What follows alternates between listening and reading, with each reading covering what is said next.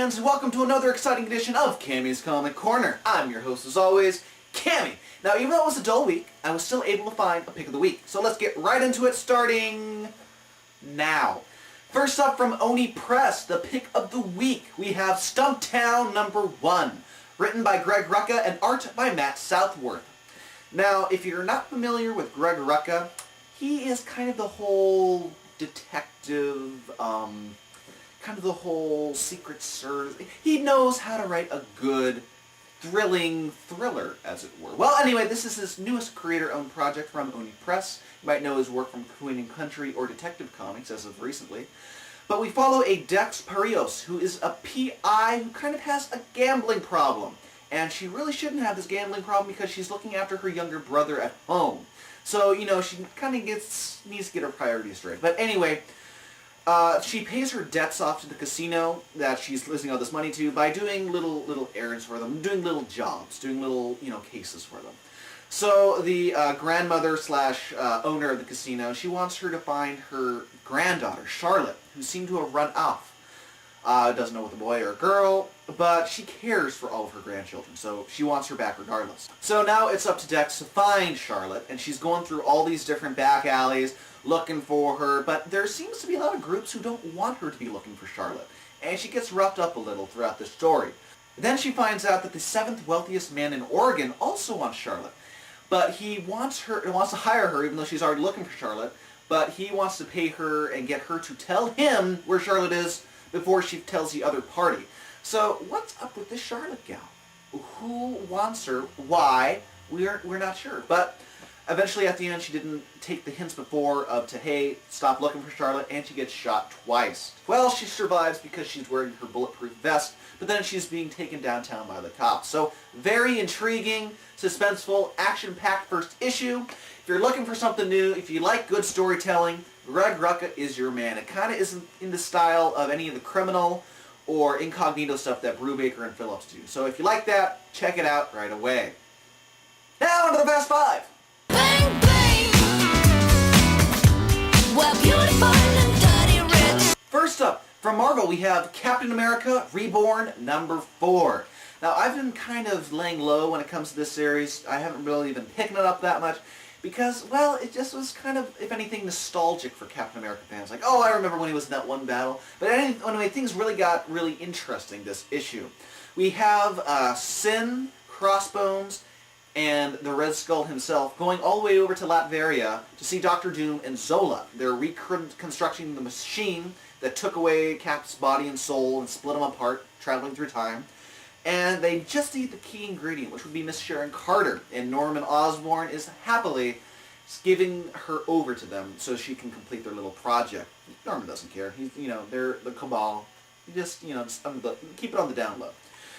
Well, at this time, Cap's still going through his old memories, including one of his ones he didn't like of losing Bucky and how he wished he could have done something.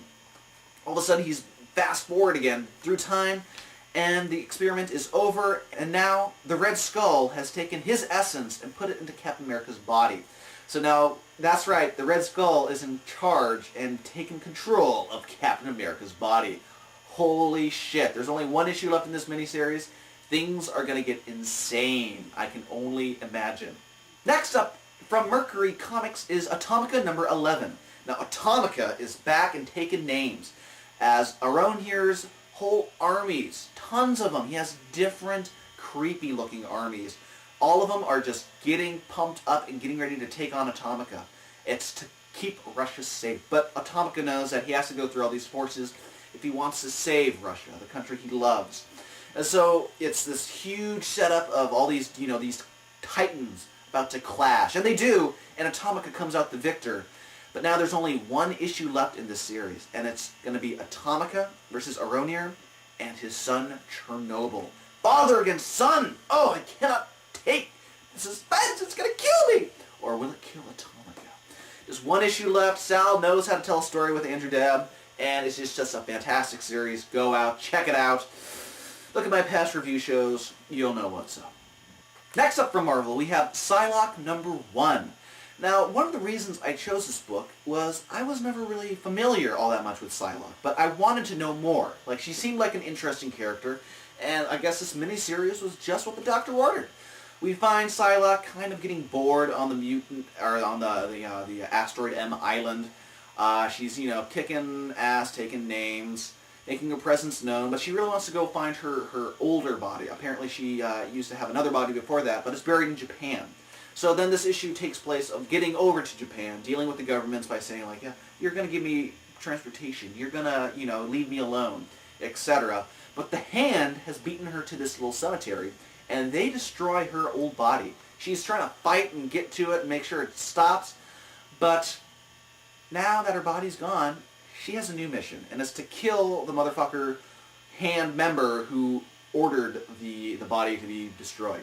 So it's going to be interesting things going up, and then you have a Hope and Cable little backstory with art by, gorgeous art by Steve Dillon. So, it's $3.99, but it's well worth the money, I think. Next up from DC, we have The Mighty Number 10.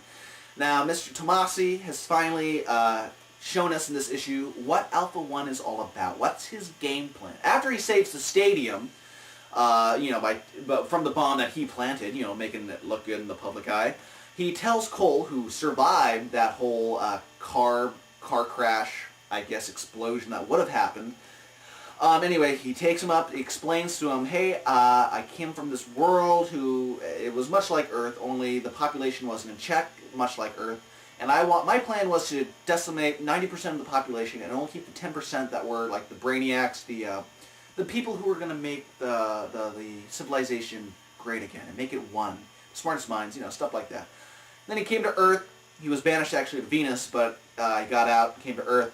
And he's going to do pretty much the entire same thing again. He's been splicing the genetics with us mere humans. And he's going to make his own little super master race, as it were. So pretty much it's almost kind of like Hitler, where he's going to destroy 90% of Earth's population for the good of mankind, though. The remaining 10% is what's going to be well known in the universe now. It's what they're striving for, their utopia. And guess what? Cole is on board. But is he really? Or is he going to sabotage Alpha 1's plans? Tune in next issue. It's going to be insane. And finally this week from Marvel, we have Strange Tales number 3. Now, I've been loving this miniseries. Unfortunately, it's only 3-issue miniseries, but you have tons of great independent artists throughout. And that's what really, really tug at my heartstrings, is seeing these guys get some good recognition out there. You have the Marvel classic characters, and guess who gets to play with them? Guess who gets to play in their playground? You got a bunch of great stories in this issue from Stan Sakai, who does Bushy Tales. The Fantastic Four story by Jeffrey Brown was by far my favorite of this issue. It was hysterical, and it was so simple, too. I have Max Cannon doing the abominable Peter Pepper, which is his little funny take on Spider-Man. If you're not familiar with Max Cannon, redmeat.com, hysterical stuff. And then you got Peter Baggs Hulk, and then you have Becky Cloonan. I didn't know Becky Cloonan was going to be in this. Oh, I was so happy and jumping with joy. She has a cool little Fantastic Four, Reed Richards, Submariner kind of dream-like tale. It's really cool stuff. But yes, if you like the independent artists and you want to see their little day in the sun, check out this entire Strange Tales series. I wish they would do more of these because I had a fun time. Well, comic book fans, that does it this week for Camy's Comic Corner. If you want more Camy's Comic Corner goodness, head on over to www.camyscomiccorner.com. From there, you can subscribe to me on the iTunes, on the RSS feed. And while you're over at iTunes, leave me a review. Come on, let's get some more reviews coming in, people. And plus, you get a cool little prize back when you do so. See the contest section for details. Also, you can follow me on Twitter, on MySpace. I got tons of places. Go chat on the forums, etc. And if you like any of the t-shirts that you usually see me wearing, like Air, Jewel Wilson, MK Picard, cool stuff, head on over to www.deadlinegraphics.net and send Kelly an email. He has an entire catalog of all the different companies, or you can make a custom t-shirt, lickety-split. There's only one name that I trust when it comes to comic book t-shirts. That is Kelly at deadlinegraphics.net. And another huge shout out to my other sponsor, Rising Sun Creations at rsc-online.com. They specialize in the best of manga, comic books, and collectible toys imported straight from Japan, all conveniently located in Mission Valley or at rsc-online.com. Give them a shout out and a checkout today.